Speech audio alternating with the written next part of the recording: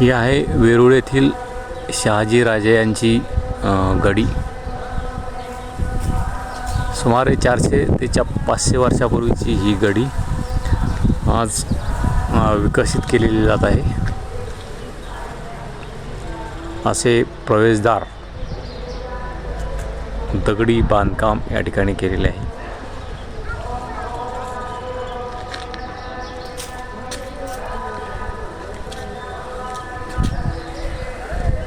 आणि इकडे शहाजीराजे यांचा भव्य असा पुतळा आहे। वेरूळ येथे शहाजीराजांचं हे स्मारक आहे। या ठिकाणी आपण एकदा नक्की भेट द्या आणि आपलं चॅनल नक्की सबस्क्राईब करा, शेअर करा, लाईक करा। धन्यवाद। थांबतो।